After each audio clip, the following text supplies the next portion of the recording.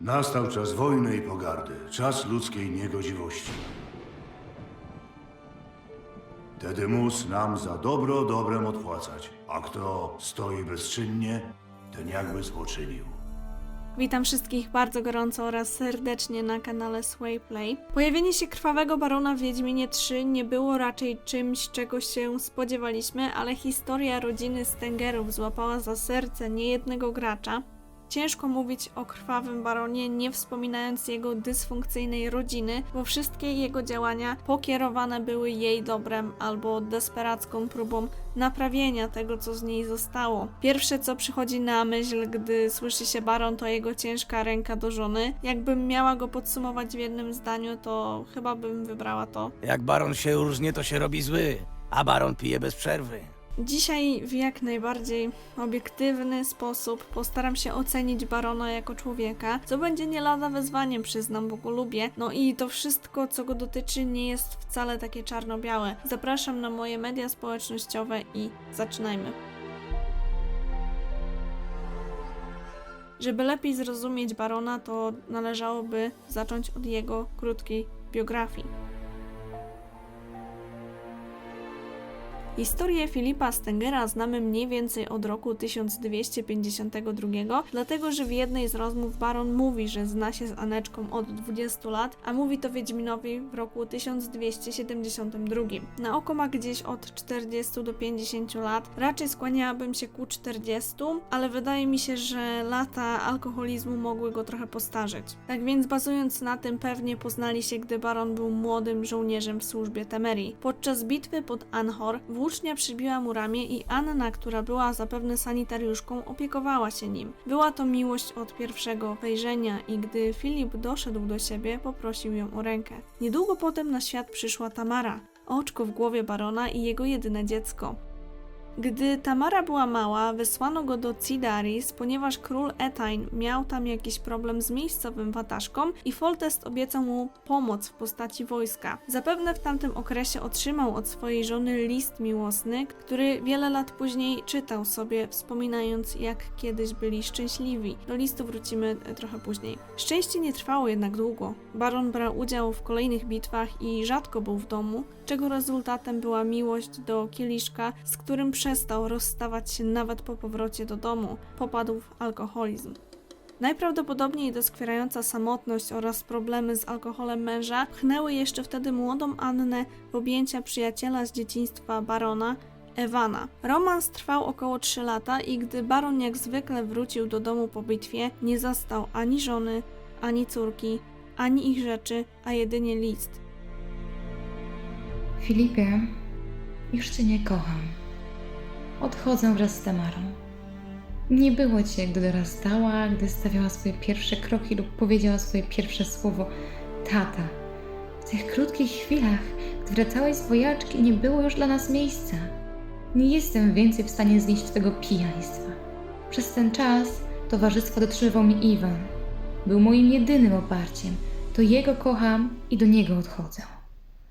Żegnaj na zawsze. Anna. Baron rozpalony ze złości pojechał do domu Ewana, by zabrać dziewczyny, ale gdy zobaczył tego mężczyznę, wpadł w furię i zamordował go, a jego ścierwo dał psom. Zajebałem skurwiela, a jego ścierwo dałem psom. Anna próbowała go zabić nożem, wpadła w histerię i baron, nie wiedzieć jak ją uspokoić, po raz pierwszy ją uderzył. Wtedy wszystko się zmieniło. Anna wielokrotnie próbowała zabić i siebie, i jego, podjudzała, by on to zrobił, krzyczała, że zabił jej miłość. Filip Stenger przepraszał swoją żonę, kupował prezenty, kwiaty, ale złość Anny szybko przerodziła się w obojętność, podobnie jak było to z Iris i Olgierdem. Obojętność ta była przerywana sporadycznymi wybuchami szału Anny oraz niesporadycznym piciem barona. Jego alkoholizm sprawił, że nieważne jak nie starał się zapewnić swojej córce dobrobytu, jej dzieciństwo było zniszczone, wypełnione wspomnieniami z najmłodszych lat, gdy widziała ojca leżącego w błocie pod schodami. Całkiem niedawno, bo na początku III wojny, oddział barona został rozbity i zdezerterował. Idąc na północ po kolei przyłączało się do niego coraz więcej dezerterów, bandytów, typów spod ciemnej gwiazdy, aż dotarli do kasztelu. Tak się składa, że poprzedni władca Wszerat uciekł stamtąd na Kłomnicę w obawie przed wojną, więc Stenger i jego ludzie weszli bez pardonu i uczynili te miejsce swoim domem. Baron został baronem, ale do tej pory jest to tytuł, który nadał sobie sam, a prawdziwy ma otrzymać dopiero gdy czarni zajmą północ, bo zawarł z nimi umowę. Lata mijały Stengerom w nieciekawy sposób, aż do czasu, gdy Anna zaszła z baronem w ciążę i chcąc pozbyć się niechcianego dziecka, zawarła pakt z wiedźmami z krzywuchowych moczarów, a resztę już doskonale znamy. Baron przez wiele lat, jeśli nie przez większość swojego życia, przelewał krew za Temerię, jednak gdy rozpoczęła się trzecia wojna północna, stwierdził, że ma gdzieś cnoty i nie będzie bohatersko umierał. Na myśl przychodzi mi tutaj Vernon Roche, Bo to patriota, chociaż... i również był skory wchodzić w konszachty z Nilfgaardem, by ratować Temerię. Dla Temerii zrobię wszystko. Nawet się skurwię. Jest jednak między nimi znacząca różnica, bo Roche wcale nie bał się walczyć i umrzeć za ojczyznę, a po prostu zdawał sobie sprawę, że Temeria, która nawet nie posiada władcy i regularnej armii, nie ma szans w starciu z Nilfgaardem. Owszem, baron również zdawał sobie z tego sprawę, ale jego działania nie były pokierowane dobrem ojczyzny, a swoim i swojej rodziny. Miał dosyć walki i może chciał stać się kimś. Pytanie tylko, czy można mu przez tą dezercję odebrać zasługi za wszystkie bitwy, które stoczył. Podejrzewam, że gdyby miał wtedy szansę przyłączyć się chociażby do armii Natalisa, widząc jakieś tam szanse na wygraną, to może i by dalej walczył dla Temerii, ale okoliczności okazały się inne i według mnie w tym wypadku baron To chociaż...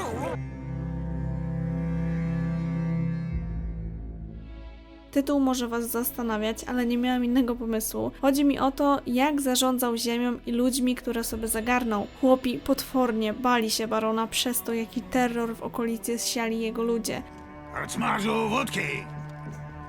Oczywiście na jego rozkaz. Jak już kiedyś wspominałam, mieszkańcy Welen byli okradani ze wszystkich stron. Część zabierały im wiedźmy, część Nilfgaard, a część baron. Dzięki płodom rolnym i zwierzętom Filip Stenger dostarczał dostatnie życie sobie i swoim żołnierzom oraz wywiązywał się z umów zawartych z czarnymi. O jego ludziach będę mówić szczegółowo w kolejnym segmencie, więc skupię się, jaki to wszystko miało wpływ na chłopów i chłopki. Otóż opłakany. Ludzie zmuszeni byli oddawać nie tylko swoje jedyne źródło pożywienia, na przykład tak jak to było pokazane na początku wątku w Welen, karczmy na rozstajach, na pewno widzieliście jak wydzierali od jednej z rodzin świnie.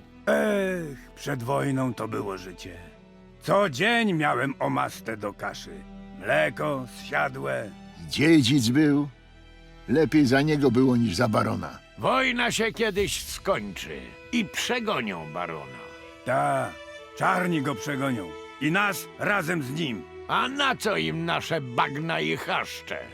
Bagna się osuszy, chaszcze wytnie, a potem przyjdą osadniki. Ale najgorzej miały żony i córki, które były regularnie za każdym razem, gdy ta dzicz przychodziła do wioski. Na usprawiedliwienie barona on nigdy nie dawał na to pozwolenia i surowo karał za takie występki, ale problem polegał na tym, że raz, często nie wiedział, co się działo po wioskach, a dwa, po zaginięciu Anny i Tamary nie bardzo się tym wszystkim przejmował. Posłuchajcie teraz kilka dialogów, które wyjaśniają, o czym mówię. Na tych baronowych bydlaków to już nie ma żadnej siły. Dziewkę w karczmie zdybali, potem na oczach męża... Krwawy baron na to drzewiej nie pozwalał. Teraz już ich nie pilnuje. Chla na umór.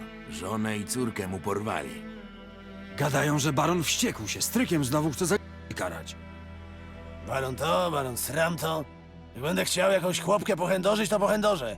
Chuja mnie obchodzą jakieś zakazy. Co więcej, wspominaliśmy kiedyś, że w dawnej fabule Wiedźmina w stajni zaatakowali Ciri albo jakąś inną kobietę, w której obronie stanęła. Baron przetrzymywał ich w stajni aż do chwili, gdy Geralt pojawił się w kasztelu i decydował, co z nimi dalej zrobić. Powiesić czy oszczędzić. To tylko pokazuje, że Filip Stenger próbował zaprowadzić jakiś tam porządek wśród jego ludzi, ale nie zapominajmy, że to byli ludzie wyjęci spod prawa, których ciężko kontrolować. Jedyną zasługą barona dla Welen jest to, że nie był tak okrutny jak Wszerat i Ardal. Po powrocie do kasztelu, gdy władzę przejmuje Ardal właśnie, dzieją się bardzo złe rzeczy. Żołnierze w biały dzień kradną i mieszkańców, panuje kompletne bezprawie, a Ardal podkreśla, że baron zrobił się za miękki, przebywając na Wrońcach.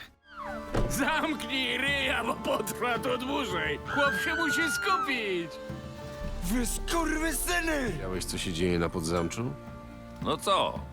Baron zostawił mi dowództwo? To kazałem ludziom porządek zaprowadzić. Podsumowałabym to tak, że on nie był dobrym zarządcą tych ziem, nie zrobił dla ludzi nic, co polepszyłoby ich życie, po prostu okazywał litość i trzymał w ryzach te łajzy, nie dopuszczając do kompletnej degrengolady. No to już coś. Krwawy baron o swoich dba. Te jego zbóje to głodu nie znają. Sama widziałam. No właśnie, dba aż za dobrze, bo moim zdaniem jedyne co się im należy to zakopać pod płotem i zapomnieć. Baron zna tych ludzi od dawna, jeszcze z wojska i zdaje sobie sprawę, że to zwykła banda ochlajtusów.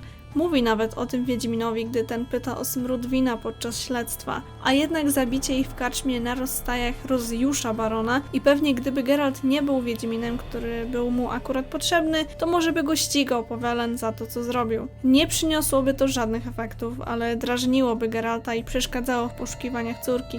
Baron dba o swoich żołnierzy, którym nic nie brakuje w tak podłych czasach. Doskonale sobie zdaje sprawę z tego, że gdyby ich zaniedbywał, to odeszliby z kasztelu i pracowali jako najemnicy dla kogoś innego lub zostali zbójami, maruderami łączącymi się w grupy, coś w stylu Hans z dodatku Krew i Wino. A bez własnego wojska baron jest skończony. Chłopi wynieśliby go z kasztelu na widłach. Więc z jednej strony to jest zaleta, że dba o swoich własnych ludzi, zaś z drugiej strony nie robi tego tak zupełnie bezinteresownie. No i biorąc pod uwagę, co to są za osobniki, to ciężko tu widzieć pozytywy. Tak abstrahując, ale chyba jedyną osobą oprócz Stengera, której baronowi okazywali jakiś tam przejaw szacunku, była Ciri. Nie jestem pewna dlaczego, może się jej bali, może im się podobała, ale wiedzieli, że nie mają do niej podlotu, bo jest niebezpieczna, no i też jest pod protekcją barona. I to jest też jedyny moment w grze, gdzie ludzie barona rzeczywiście przypominają ludzi. Wiesz, jakżem na Wrońce pieczarki zanosił jako daninę, to mnie na kasztelu do kuchni wpuścili, a tam wędzone kiełbasy, sarnie ućce, sery, kosze podpłomyków. Ba, krwawy baron głodny spać nie chodzi. Przysięgam, nagrywam ten fragment trzeci raz, bo cały czas ktoś mi przeszkadza. Dosłownie sekundę temu zaczęły być syreny i wszystkie psy, które mieszkają w okolicy, zaczęły szczekać. Panie, tak się nie robi! Zanim do tego przejdę, to muszę powiedzieć, że ten fragment będzie zawierał wątki dotyczące przemocy domowej, więc jeśli ktoś uważa, że jest to dla niego lub niej zbyt delikatny temat, proszę o wyłączenie lub pominięcie tego fragmentu. I tutaj zaczyna się główny problem barona, czyli jego relacja z Anną. Tak jak wspominałam wcześniej w biografii, baron i Anna przez pierwszych kilka lat byli szczęśliwi, przynajmniej na tyle, na ile można być, gdy przez większość czasu jest się w rozłące. Anna w liście miłosnym do Filipa pisała o tym, jak martwi się i tęskni, a także o tym, jak mała Tamara stawiała swoje pierwsze kroki oraz, że każdego dnia modli się o zdrowie jego i ich córki. Pierwszym problemem był alkoholizm, który potrafi zmienić każdego człowieka. Widzieliśmy, jak zachowywał się po wypiciu, jak traktował swoich własnych ludzi, podpalił swoją własną stajnię, za zamkniętymi drzwiami nie było pewnie wcale lepiej. Nie była to też żadna tajemnica, czy picie w ukryciu, bo baron otwarcie upijał się po powrocie z wojny do domu. Ja mogę się tylko domyślać, że zarówno dla Anny, jak i dla Tamary, które utknęły na tym bezludziu, powroty barona były niezwykle ważnym i wyczekiwanym wydarzeniem, ale jego pijackie wyskoki zamiast spędzania czasu z rodziną musiały być ogromnym rozczarowaniem. Baron niejednokrotnie powtarzał, że gdy już się dorobił, to sprowadzał dla Aneczki najróżniejsze cudeńka z całego świata. No super, ale to nie zastąpi uwagi oraz czasu, jaki mógł jej poświęcić. Oczywiście tutaj on też nie miał zbyt dużego wyboru, bo jako zawodowy żołnierz jeździł na wojnę po to, żeby one miały lepsze życie. Tak więc gdy romans Anny wyszedł na jaw, baron poszedł o krok dalej i zaczął żonę bić. Biły się. Chociaż jest to haniebny czyn, to takiego czegoś nie można wytłumaczyć. Ani mąż nie powinien bić żony, ani żona męża. Kropka. Patrząc na to ze strony Filipa, ta zdrada i to jeszcze z najlepszym przyjacielem złamała mu serce na 1 000 000 kawałków i z tego co zrozumiałam, on bił ją z bezsilności, bo nie wiedział jak ją uspokoić, jak sprawić, by jej napady szału ustąpiły i zapobiec morderczym oraz samobójczym myślom Anny. Ona jedna doskonale wie, gdzie nacisnąć, żeby zabolało. Jak nikt inny. Co ciekawe, o agresji barona wiedzieli wszyscy, ale nikt nigdy z tym nic nie zrobił, nie kiwnął palcem. Przecie on krwawy baron. Pewnie w domu też krew się lała. Jednym z najważniejszych dowodów człowieczeństwa barona, który na pewno wezmę pod uwagę w czasie oceny, będzie wizja guślarza, gdy zdecydowaliśmy się zabić Porońca. Guślarz widział barona i panią Annę. Kłócili się i nie chciał, żeby wyjeżdżała. Szarpał ją, ale guślarz nie czuł w nim złości. Skaleczył ją i w krwi guślarz poczuł miłość. Smutną, udręczoną miłość. Biorąc to wszystko pod uwagę, nie da się moim zdaniem bezpośrednio wskazać winnego rozpadu tego małżeństwa. Obydwoje zawinili, nie wiem tylko czy porówno, ale to chyba nie ma większego znaczenia. Te małżeństwo już praktycznie nie istniało, ale przysłowiowym gwoździem do trumny było zajście Anny w ciążę. Pił wtedy 3 dni. Błagał, by Anna została, ale nie chciała. Próbowała go zdzielić świecznikiem, ale nie trafiła. Baron rozlał wino i upadł. Wciąż ze świecznikiem w ręku pobiegła na półpiętro. Chciał ją zatrzymać. Szarpała się. Upadła wraz z baronem i gdy już ją miał, odwróciła się i walnęła go z całej siły w głowę, przy okazji gubiąc magiczny amulet ochronny. Nic więcej nie pamięta, bo stracił przytomność. Obudził się obszczany, a ich nie było. W sypialni znalazł zakrwawione prześcieradła, wśród których leżało malutkie dzieciątko. Martwe. Nic już mu nie zostało, tylko flaszka. Baron był przekonany, że żona poroniła właśnie przez niego i tą pijacką awanturę, ale prawda jest zgoła inna. Anna nie chciała nosić jego dziecka i zwróciła się o pomoc do wiedźm w zamian za rok służby. Anna myślała, że dziecko samo magicznie zniknie, ale zamiast tego moc wiedźm zaczęła ją wyniszczać, aż doszło do poronienia. Wtedy też zaczęła tracić zmysły. Prawdopodobnie się przestraszyła albo zmieniła zdanie i udała się do guślarza po amulet, który skutecznie chronił ją i dziecko, aż do felernej nocy, której straciła i wisiorek, i drugą córkę. Miała do spłacenia dług i od tamtej chwili magiczne pęta zadawały jej ból w razie sprzeciwu. Oznacza to, że Stenger tak naprawdę nie był bezpośrednio winny poronienia, ale pośrednio już mógł być, zależy jak na to spojrzeć. Krwawy baron liczył, że dziecko zmieni ich związek. Błąd. Nigdy nie powinno wykorzystywać się dzieci do naprawy związków dorosłych ludzi. Warto tutaj jeszcze wspomnieć o tym, co często jest pomijane w sprawie tego całego Porońca, praktycznie zawsze, mianowicie to był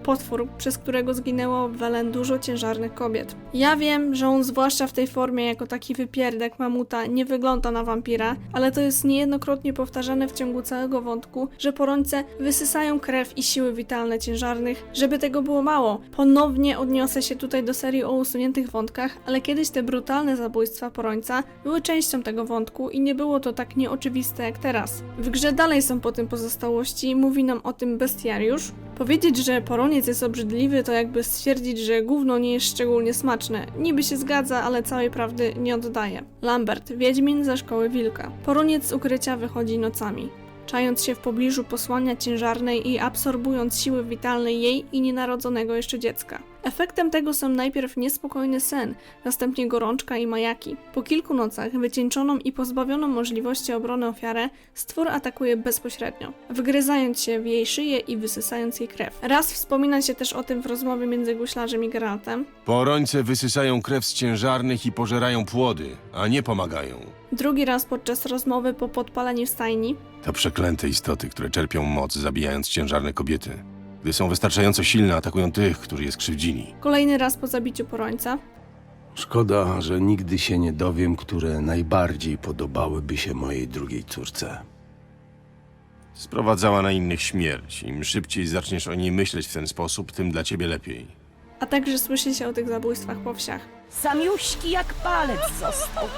Tak się cieszyli na tego dzieciaka. Więc prawda to, że wąpierz kobiety przy nadziei zagryza?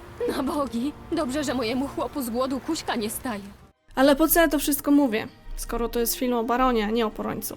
Uznałam to za stosowne, bo to oznacza, że konsekwencje jego czynów znacznie wykraczają poza rodzinę Stengerów i zginęły przez to niewinne osoby. Oznacza to, że tak naprawdę życie i czyny jednego człowieka oraz jego rodziny sprowadziły tragedię na wszystkich, którzy mieli z nimi jakąkolwiek styczność. Niezaprzeczalnie baron popełnił wiele haniebnych czynów, aczkolwiek ta sytuacja z Porońcem pokazuje, że on przejrzał trochę na oczy i szczerze żałuje. Niejednokrotnie w czasie misji mówi o tym Wiedźminowi. Odpuść mi już. Przecież kurwa wiem, że źle zrobiłem. Współczuję z powodu twojej straty, ale niewiele dało się zrobić. Nie. No, teraz już nie. Wiadomo. Było za późno. Mogłem działać wcześniej. Wywieźć je z tego cholernego Welen. Kolejne odkupienie win barona ma miejsce w zadaniu Powrót na Krzywuchowe Moczary, którym to po tym wszystkim chce ratować żonę, pomimo tego, że go zdradziła, i zacząć od nowa. Jak wiemy, w jednym z zakończeń jest już za późno i baron wiesza się, nie mogąc znieść myśli, że stracił zarówno żonę, jak i córkę, a w sumie córki. Drugie jest trochę bardziej optymistyczne, bo godzi się z Tamarą i zabiera Annę w góry do znachora, który ma jej podobno naprawić głowę. Nie tknę już wódki. Nigdy. Rozumiesz? Zabiorę mamy to znachora, a kiedy ją uzdrowi, wrócimy po ciebie. Przysięgam. Zawsze lubię sobie wyobrażać, że pewnego dnia Anna budzi się gdzieś w górach i potrafi popatrzeć na barona jeszcze raz, tak jak kiedyś w lazarecie. Baron bardzo kochał córkę, była jego oczkiem w głowie. Nigdy nie uderzył Tamary i starał się nią opiekować, jak tylko pozwolił mu na to przyćmiony alkoholem mózg. Rozpieszczał córkę, gdy nie mieli pieniędzy, sam wykonał lalkę Tris Merigold, by sprawić radość zafascynowanej dziewczynce, a gdy już miał kasę, to rozpieszczał ją najróżniejszymi prezentami. W kasztelu mogła robić co chciała tak naprawdę, chodziła na polowania, jeździła konno, i to chyba tyle, bo nie wiem, co tam jeszcze można robić. No właśnie, tu jest problem, bo jak Tamara była mała, to może i jej się tam podobało, ale gdy dorosła, to zobaczyła, że życie we Wrońcach to recepta na tragedię, W dodatku nienawidziła ojca za to, że upadlał się pijąc i bił matkę. Gdy tylko miała okazję, zrobiła jedną z głupszych rzeczy, czyli przyłączyła się do kultu Wiecznego Ognia i Łowców Czarownic, szukając zapewne ojcowskiego autorytetu. Można tu zauważyć, jak bardzo zniszczyło ją życie w kasztelu, gdy z podekscytowanej czarodziejkami dziewczynki wyrosła na łowcę czarownic. Nie wyobrażam sobie codziennych spojrzeń tych dzikusów zwanych baronowymi, chociaż na całe szczęście wiedzieli, że nic nie mogą jej ani Annie zrobić, bo jak psa. Niestety, ale pomimo dobrych chęci, baron zniszczył Tamarę. W listach modlitewnych wspominała, że modli się o zdrowie dla matki i sprawiedliwość dla ojca. Na koniec warto wspomnieć o tym, że tylko ona wiedziała, jak go uspokoić i była wysyłana w wir najgorszego, agresywnego rauszu, by baron nie zrobił czegoś tak głupiego, jak na przykład podpalenie stajni. To nie mogło mieć dobrego wpływu na jej psychikę.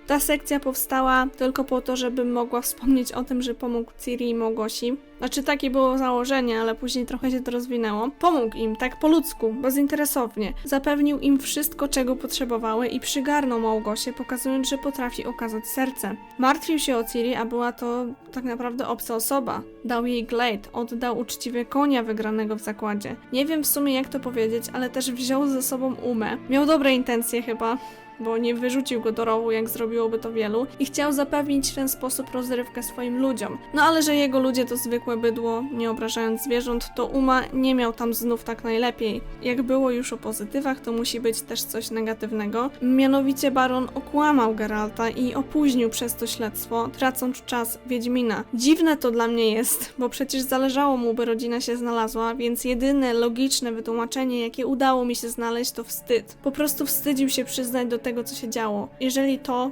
założenie, moje założenie jest prawdziwe, to oznacza, że baron potrafi odróżnić dobro od zła. Tak logicznie rzecz biorąc, jeżeli wstydzimy się czegoś, co robimy albo co się dzieje, no to wiemy, że to jest złe i społecznie nieakceptowalne. To stwierdzenie oraz poprzednie rozważania skłaniają mnie do odpowiedzi na tytułowe pytanie. Czy baron jest złym człowiekiem?